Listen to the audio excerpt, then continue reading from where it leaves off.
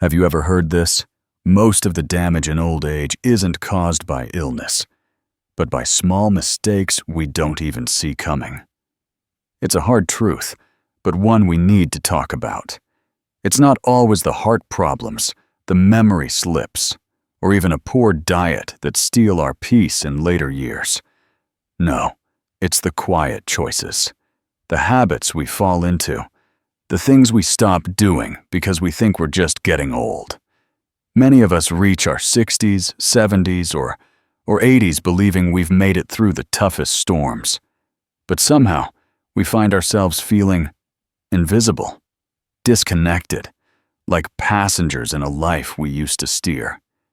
If you've ever sat quietly and asked yourself, is this really the life I imagined for myself? Please know, you're not the only one.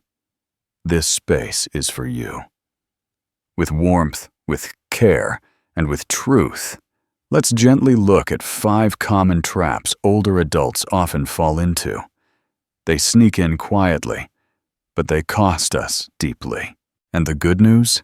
Once we see them, we can change them.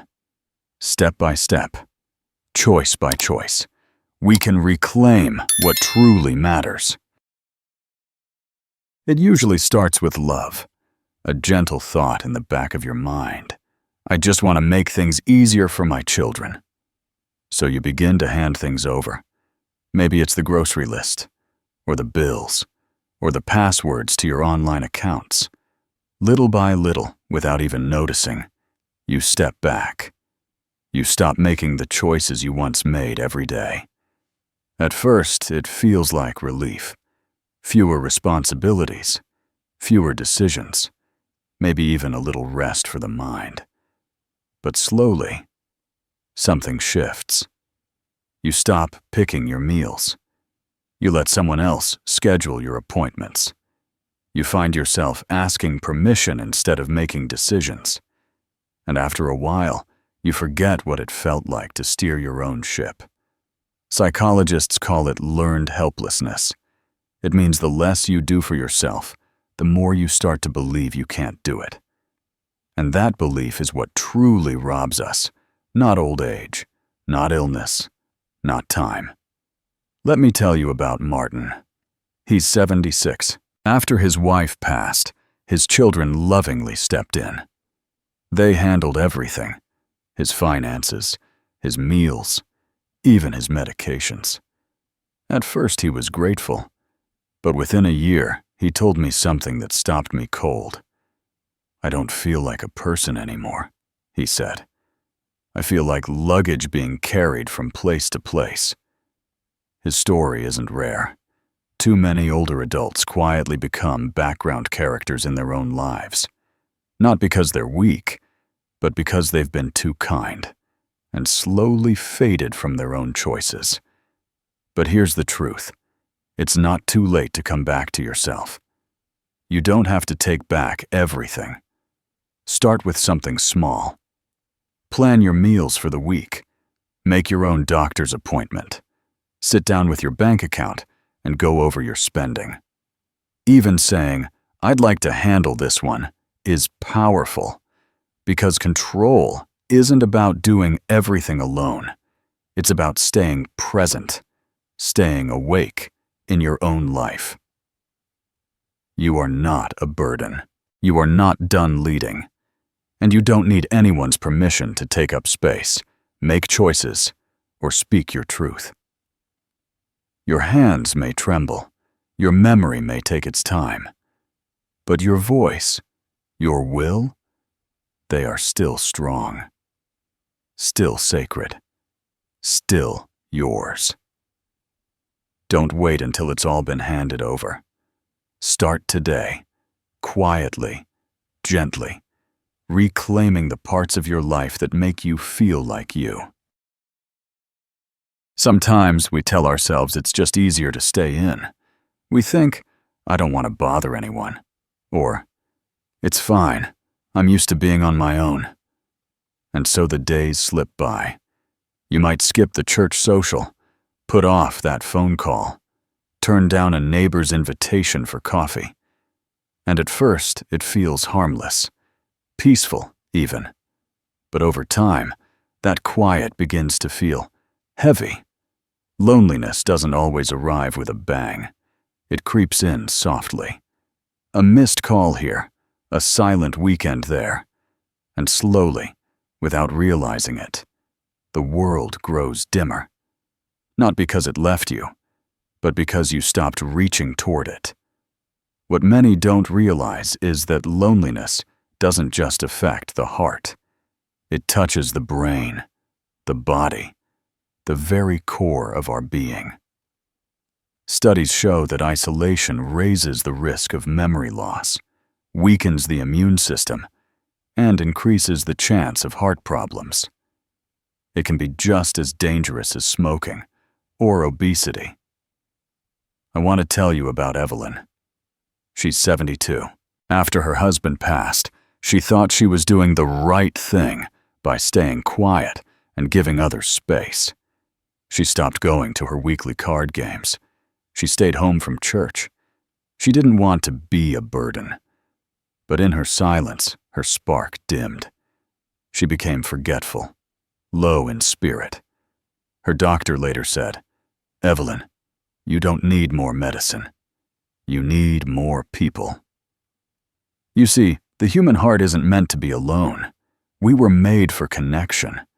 Even a short conversation releases chemicals in the brain that soothe anxiety and lift our mood. A smile, a hug, a shared story. These aren't small things. They're medicine. But here's the good news. You don't need a packed calendar. You don't need to be the life of the party. You just need to stay reachable.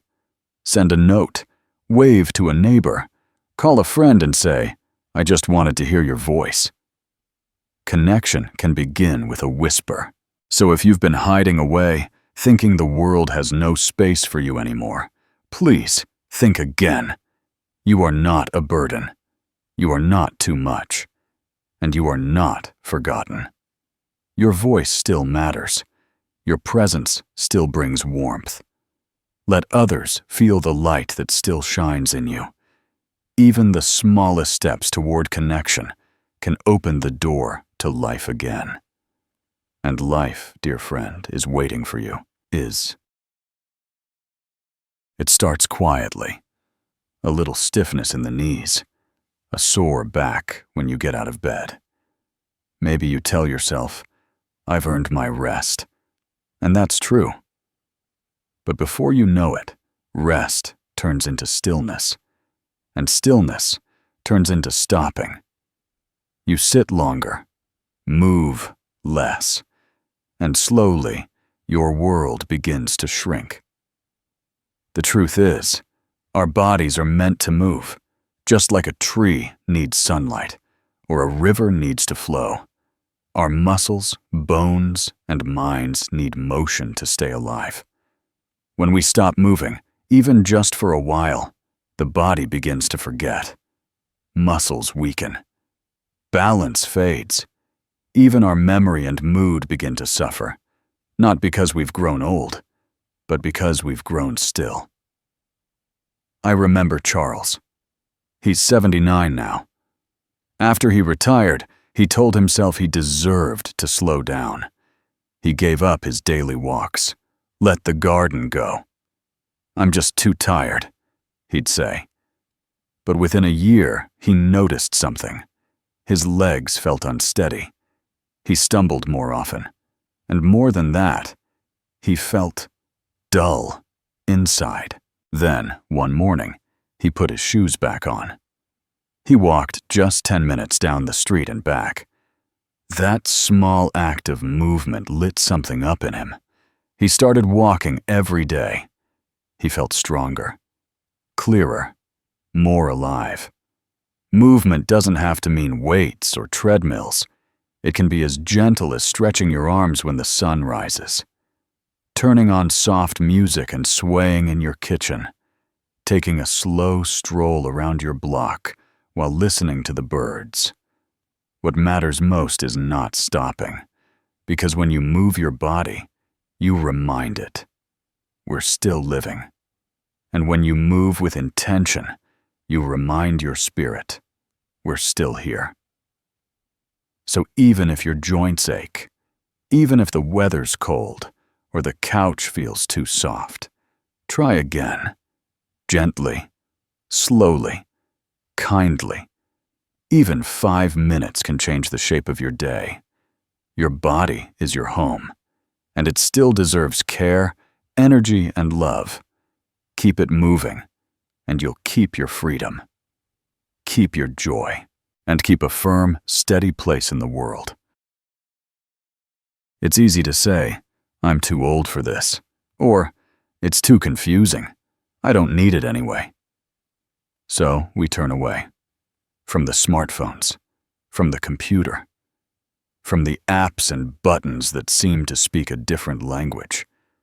At first, avoiding it feels safe, comfortable, familiar. But without realizing it, we begin to drift further away. From people, from services, from the world around us.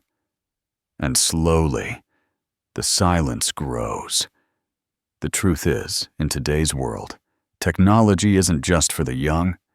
It's become a lifeline, one that can connect you to your doctor without leaving home. Let you see your grandchildren's faces across states, remind you of medications, appointments, and even your daily steps. It's not about becoming a tech wizard. It's about staying part of the world. I think of Joan, age 70. She used to say, I don't need a smartphone. I'll just live like I always have. But after a long winter of loneliness, her granddaughter showed her how to use one simple app for video calls. That one small step changed everything. Now she talks to friends daily. She gets reminders when it's time to take her pills. She even orders groceries with a few taps of her finger. Joan didn't become an expert. She just said yes to learning. One small thing at a time. And that's the secret. You don't have to do it all. Just open the door. Let someone show you. Try one thing today and another next week. Your brain, even now, loves to learn. It sparks and grows with every new skill, no matter your age. And with every small step, you gain not just knowledge, but confidence, connection, and independence. You are not too old. You are not falling behind. You are standing at the edge of something new, something that can enrich your life, keep you close to loved ones, and remind you the world still wants to hear from you. And technology, in its best form, simply a bridge back to what matters most. Don't be afraid of the screen. Behind it, someone's waiting to see your smile. It often starts with the best of intentions. You love your children. You want to help, because that's what parents do. So when they ask, you say yes. To babysitting, to lending money, to watching the dog, running the errands, paying a bill they can't cover right now. And you tell yourself, it's just this once. But once becomes always. And one day you find yourself tired, physically, emotionally, financially, but still saying yes. Because you think if you don't help, you'll disappoint them. Or worse, you'll feel guilty. So you keep giving, even when it costs you more than you can spare. But here's the gentle truth. Even love has limits. Without boundaries, love begins to drain instead of nourish. And over time, resentment creeps in, quietly, like a shadow. You may start to feel taken for granted, or used, and that pain can build a quiet wall between you and the very people you love most. Let me share Henry's story. He's 75, a kind, generous man who never said no to his grown children. He gave and gave, believing he was doing right by them. But over time, the giving left him drained. mentally and financially. And the relationship he hoped to preserve? It grew strained, heavy with unspoken frustration. He didn't realize he wasn't protecting them. He was protecting his fear of disappointing them. But when Henry finally said, "I love you, but I need space for myself too," something shifted. His children didn't pull away. They began to respect him more, to see him as not just dad or grandpa, but as a whole person with needs of his own. That's what boundaries do. They're not walls to shut people out. They're bridges that let love move both ways, without drowning either side. Saying, "I can't today," or "that's not something I can help with right now," is not cruel. It's honest. And honest love lasts longer than overgiving ever will. So please remember, you are allowed to rest, to have your own time, your own space, your own money. That doesn't make you selfish. It makes you wise. And it teaches those around you that real love includes respect. Your life isn't just about supporting others. It's also about supporting yourself. And you deserve relationships where your kindness isn't expected, but appreciated. Speak your needs, honor your limits, and know that in doing so, you give your family the chance to love you back in a deeper, truer way. So, dear friend, which of these quiet habits have gently crept into your days? Maybe one, maybe all. And that's perfectly okay. The first step is seeing them, because awareness is where healing begins. Aging doesn't mean disappearing. It doesn't mean giving up your place in the world. It means awakening, softly, steadily, into a wiser, truer version of yourself. It means making small, kind choices that protect your voice, your energy, and your deep, quiet joy. If anything we've shared today has touched your heart, please take a moment to reflect. Which mistake stood out to you most? What's one gentle step you'll take this week to care for your own well-being? And if you feel moved, leave a comment, because your voice might be the comfort someone else needs today. If this message felt helpful, please like, subscribe, and share this video with someone who may need a soft reminder that they matter. Here on Elderly Golden Advice, we're building a warm, supportive space where growing older means growing stronger, in health, in wisdom, and in spirit. By joining us, you'll discover gentle tips on caring for your body, sharpening your mind, and living fully. No matter your age. You are not invisible. You are not done growing. And you are never, ever alone.